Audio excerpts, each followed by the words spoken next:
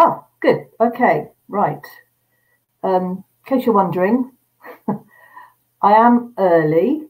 I know someone did register for this, so I'm going to say good morning.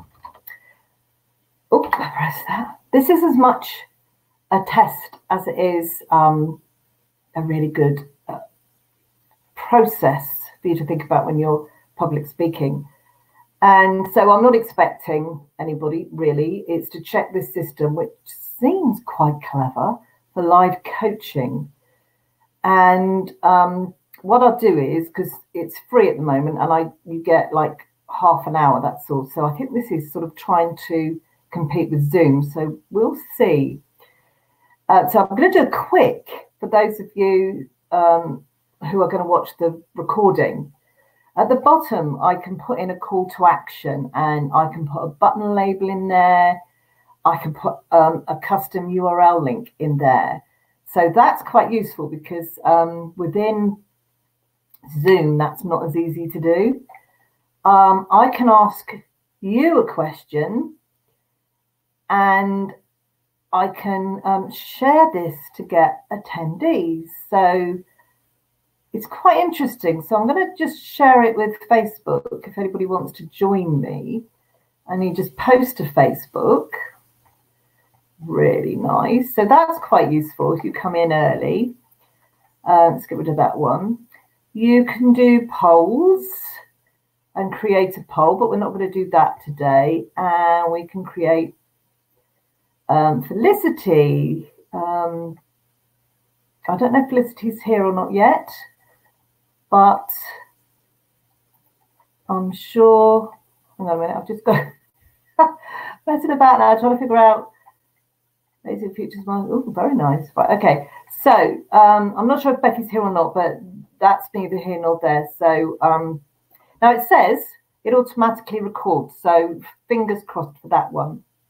Well, I'm going to go through the 6 principles that you need to understand for public speaking. And I'm going to give it another minute because those of you that know me know I like to start on time, finish on time. So, oh, it's got clip moment down here. I don't quite know what that is, but presumably if I enjoy this process and if it works out the way it works out, I may well sign up to use this for live coaching. So we shall see. So it's 10:30. Let's make a start. So let's begin with first, in case you don't know me. I'm Bev Hepting. I'm the Message Maestro, and I specialize in showing business owners how to develop their story, their own story, even if they think they don't have one. How that then informs their business message and then connect that to their business in order to gain more clients and customers and engage at a more emotional level with people, because that's what people want to do. We want to engage at a certain emotional level with the people we buy from, certainly in terms of trust and recommendation and all those sorts of things. So that's what I do. I coach business owners to speak effectively. I show them how there are magic words out there, there are magic phrases, and there are also those deadly things people say that are guaranteed to switch half your audience off. So it's not just about turning you into a great public speaker, although I can do that if you want to, but it's actually at the other end as well about just being effective and confident when you speak. And the first thing people always, well, there's 2 things people say to me, interestingly enough, 2 things. So the first thing is, I'd say 99% of people say to me, oh, I hate public speaking. I'm scared of public speaking. I never want to speak in public. And then you get 1% that go, I love speaking in public. I can just wing it. Both of those are wrong. I'm going to tell you that now. People who are winging it, great, that shows a lot of confidence, but it does not show a strategy behind your speaking. It doesn't show that you understand what it is you want from your audience, or even, to be fair, that you know who you're talking to. So bear that in mind, because there is a psychology around it. Otherwise, go and be an entertainer. The people that are terrified of speaking in public, it's because there's a lot of factors going on in their head that can be easily controlled. And 9 times out of 10, it's the anticipation that creates the fear. So we're going to go through what I call my 6 principles.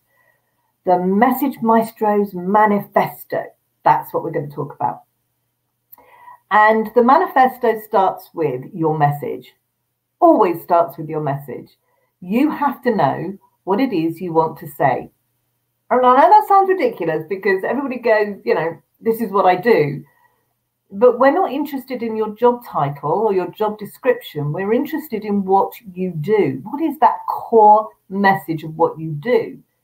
My core message is working with business owners so that they can speak in public with confidence and clarity. That's the core of what I do. And then I have lots of things around that I use in order to make that happen, including the manifesto. So you need to find that core message.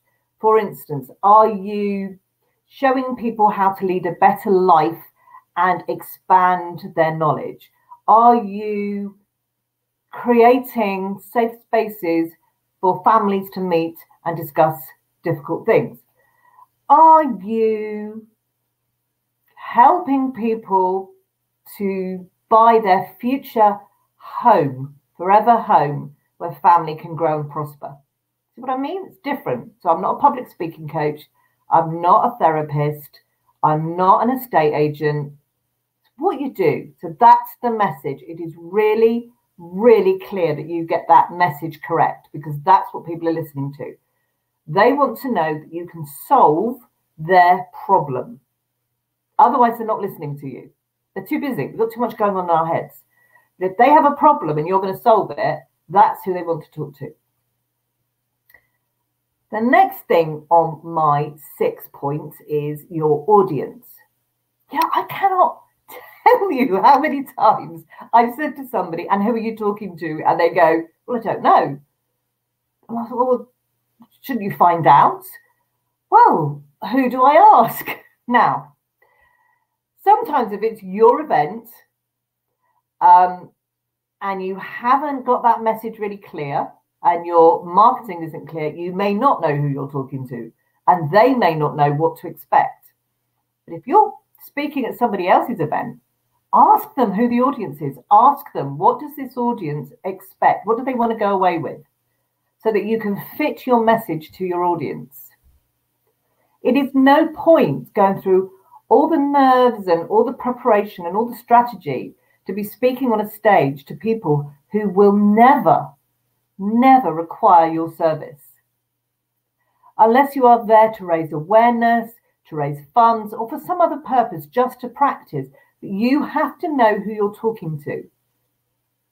So when you know your message and know your audience, you know what you want out of the event. You know what goal you want to acquire from that event.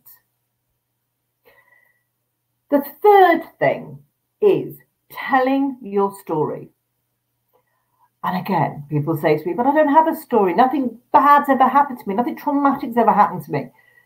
It doesn't have to be a traumatic story. It doesn't have to be those inspiring stories of people who climbed up Mount Everest or swum across, the Pacific or gone to the moon. And this is about everyday stories. And the more, let's say, easily understood the story is, the more likely people are to go, I can do that too. Because what your story is a journey from where you started to where you are now, where you end up. And that's what people want to buy. That's what they want to listen to, because within your business, people are going to buy that journey. They're going to buy your experience, your knowledge, your qualifications that you've grabbed along that journey. Often, we listen to amazing speakers and, inspiring speakers and people that have been through horrific things, and we can empathize, we can be inspired by them, we can be all sorts of things. But there's nothing we can buy off them unless they've got a book, which 9 times out of 10 they have. You buy the book. But in terms of business service, it has to be a journey those people can take. So your personal journey or your brand journey or your product journey is really, really important. And if you think about Facebook, the guy who set it up has his own story. Facebook as a product has its own story. And it's the same with everything else. So by incorporating your story, you're actually engaging with people and they can hear you and they want to hear more, because as humans, we are DNA'd to love stories. That's how we used to pass on our history and our learning and our education. Stories. On to number 4. And I'm looking up because I've got my list on the board behind the camera. Selling. Now, this is the one that gets people every time. You know, they don't want to be hard sellers. I hate hard selling. I hate being in an audience where you've got a hard seller on that stage, you know, just pushing and pushing and pushing. And I have found myself, you know, up on a stage because I've been caught up in the whole moment and offering to pay for £8,000 courses when I haven't even got 80p in my purse. So I understand that, but I don't like it. But actually, there is a way of selling from the stage without selling. And that all comes back to understanding the problems people have and how you can solve them. You don't have to sell a solution to a problem. I mean, we all know everybody markets, the supermarkets do their market, but actually, we all know when we get hungry, we're going to go and buy food. It's about where we buy it from that becomes the issue. It becomes that, and that's part of your message and your story and your unique selling point. But we will buy if we have a bad enough problem. And that's what you have to understand when you've got that under your belt.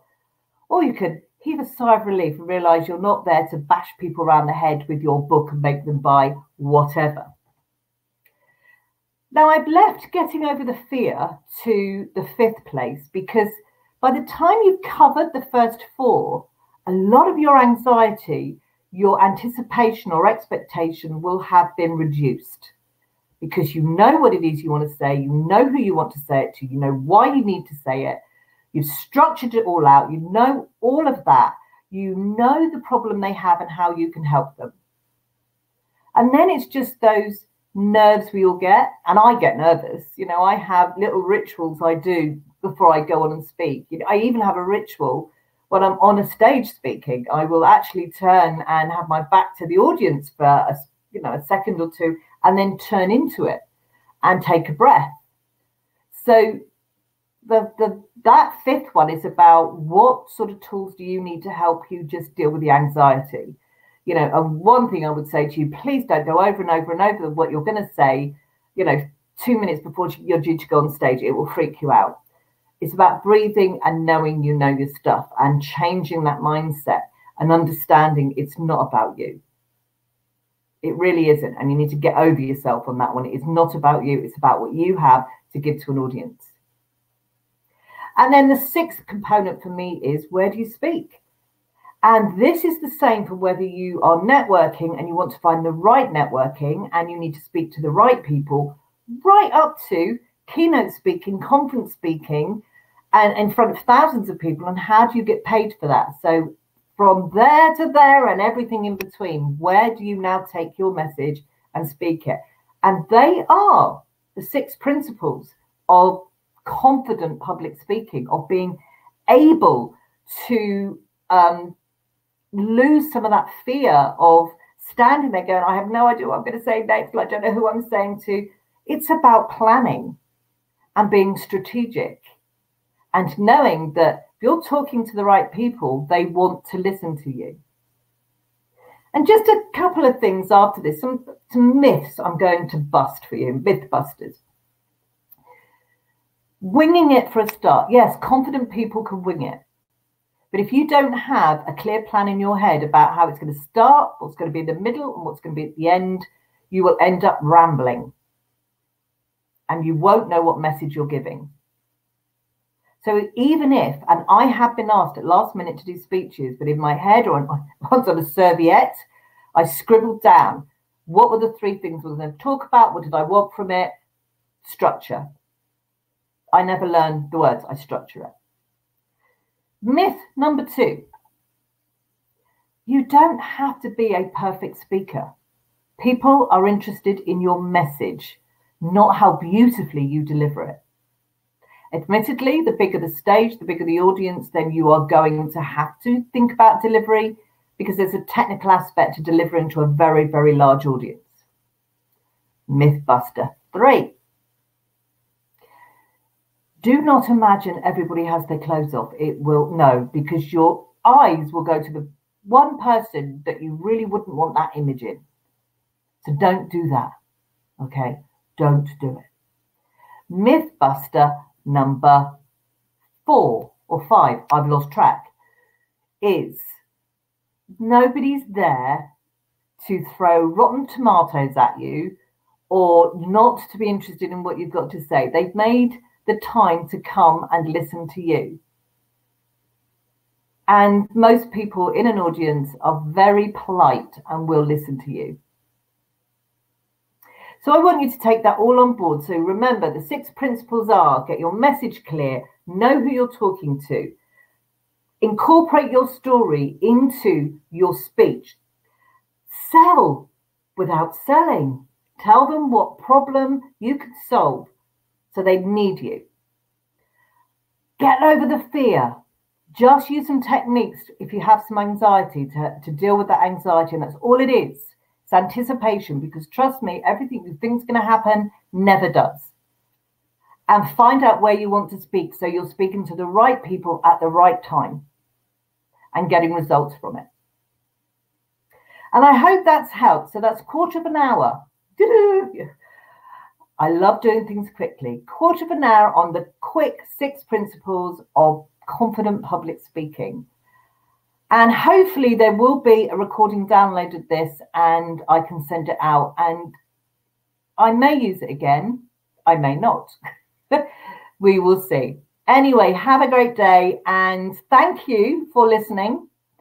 And thank you, all of you, for indulging in me with my mess up with emails and things this year. And I've had to go and simplify everything. And in the same way I say to people that are speaking, simplify it down, make it easier, I'm taking my own advice now.